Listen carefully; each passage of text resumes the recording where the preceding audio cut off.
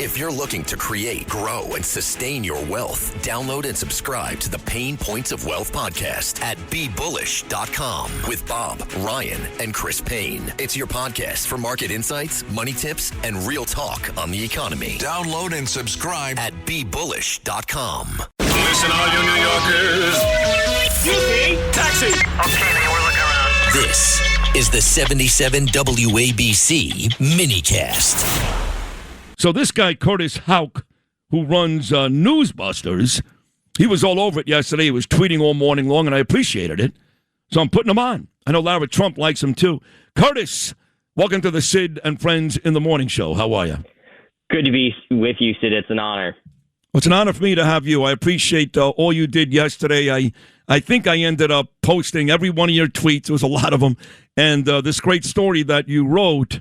For starters, let's get to NewsBusters. I've been told it's kind of like Mediate, I should say. Is that about right? Give me a description of your company and what you guys do exactly.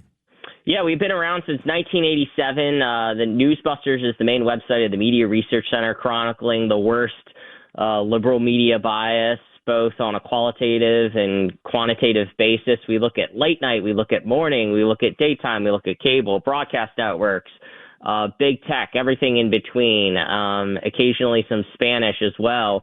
And this one was pretty incredible that came across, my pile of shows that I watch every day that included the Today Show. And, to completely downplay or try to both sides of the situation by invoking you, it just stopped me dead in my tracks. And I just knew that was something I had to tackle yesterday because it didn't make any sense, yet it was really unsurprising that they would stoop this low to somehow loop you in for completely unrelated events. And these guys who then said that they were inspired by ISIS. They even told investigators, which, they finally started to include like this morning, they had said, I guess, that they wanted to make something worse than the Boston bombing because only 3 people died there. Right. They wanted way more than that. And that should be the focus. We have a First Amendment in this country. People should be able to demonstrate peacefully and, without some sort of jihadist coming in. And then, again, to loop you in, you weren't even there. You don't even know who this Jake Crane guy is. No. It just made no sense whatsoever. No, I was at he didn't even say your name. I know. He said polarizing talk show right. host. Well, the Day Show did, but these other columns, the New York Times, TMZ, City and State, they said my name. I was having a nice dinner with my beautiful wife at a place called Adrian's in, where's that, Broad Channel? My friend Marty Feeney. Yes. I had no idea what was going on. And I started getting all these columns delivered to my phone. And again, they knew it was ISIS Sunday. They continued to include me on Monday. Now, look, we know they hate me. We got it, okay? The Democrats in this town, they hate me. I'm kind of like the Trump of New York. I keep making that comparison, but I think it's accurate. I'm kind of like that guy here in New York. But hate me or not, you can still hate me, but why would you include me in a story that I had nothing to do with? I mean, you've been doing this a long time, Curtis.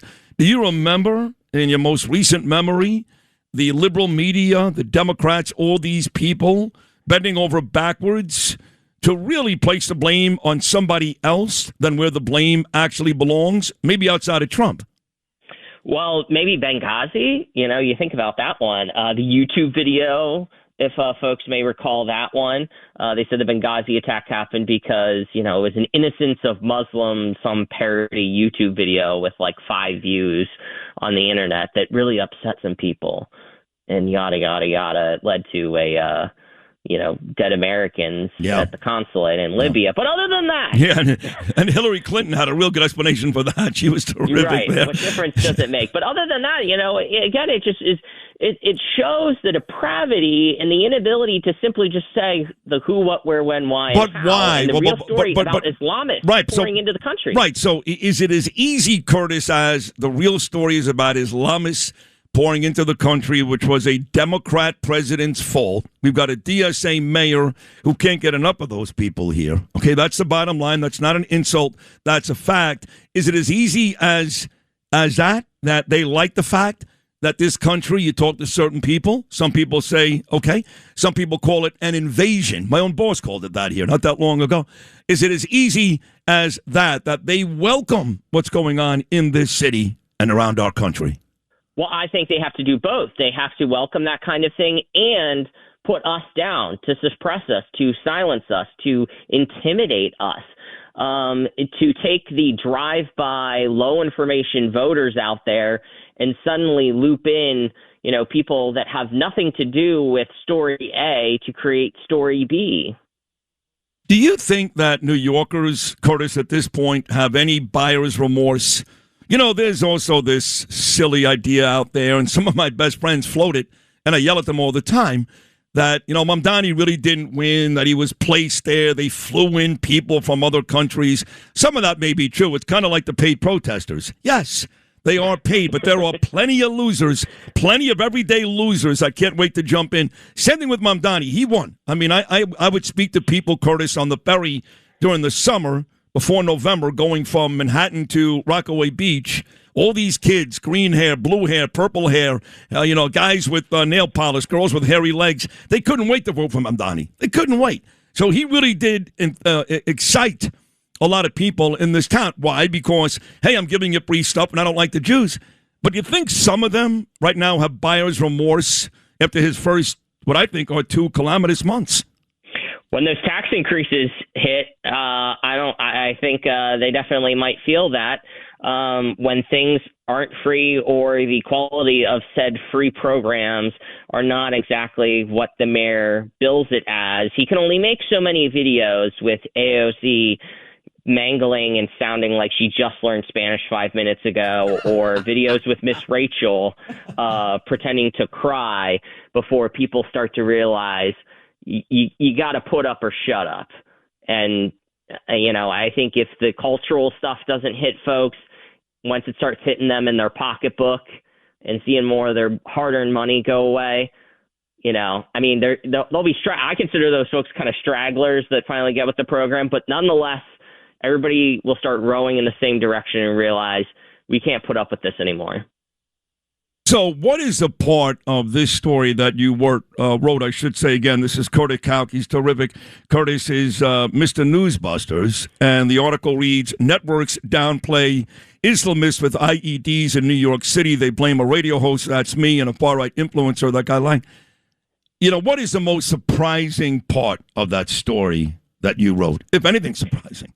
Well, other than your appearance on the Today Show, in that they were a bunch of cowards and couldn't say your name, CBS on Sunday, in their pool image under a headline that read terror investigation, it was someone who was there, a Jake Lang supporter, I guess, with a Trump sweatshirt, and 2 American flags around him, with the implication obviously being that the terror investigation is happening vis-a-vis a Trump supporter, when it was a bunch of Islamists with weird-sounding names from the Philadelphia suburbs, living very wealthy upbringings, ones of privilege, who I guess were watching videos online and became inspired by ISIS. That should be the real story here, that we have a huge problem in this country and the left doesn't want to admit it. I feel like we're back, I mentioned Benghazi earlier, the days of Barack Obama when he couldn't say radical Islam, those days when all the terror attacks were happening in Europe, San Bernardino, what happened to Orlando, and Barack Obama couldn't say it. I feel like we're back there. Well, I think we are too. I mean, you look at Chuck Schumer, right? I know, I've been over this a million times. He's Jewish. He's the most powerful senator. And this guy, the mayor's wife, Chuck Schumer, was all over me last Wednesday, all over me, tweeted me, did a story with Politico about me. Chuck Schumer couldn't wait to take Sid Rosenberg to the woodshed last Wednesday. And 2 days after that, on Friday, the story breaks that Mamdani's wife, at least 70, maybe 100 times, liked images and videos of young girls being raped, babies put in ovens, elderly people being murdered on October 7th, and not a word from Schumer. Are you going to tell me what I did was worse? Are you going to tell me that, Curtis? Not a word on national news either, Sid. ABC, CBS, NBC, not a single word about that. In fact, you have one of these media reporters, this loser, this guy named Oliver Darcy, wrote an article, one of his lemmings did, actually, complaining that Barry Weiss's CBS is mentioning that on their social media channels, that the Free Press did an article about, the Jewish Insider did an article about that this is kind of MAGA, content that's catering to only part of the country. Well, currently, yes, but it should cater to the entire country, because when you see evil like this in America, it has to be called out and the public has to be educated. At the end of the day, Sid, what you're doing, along with entertaining the folks, is giving them the facts. That's what the news media should be focused on.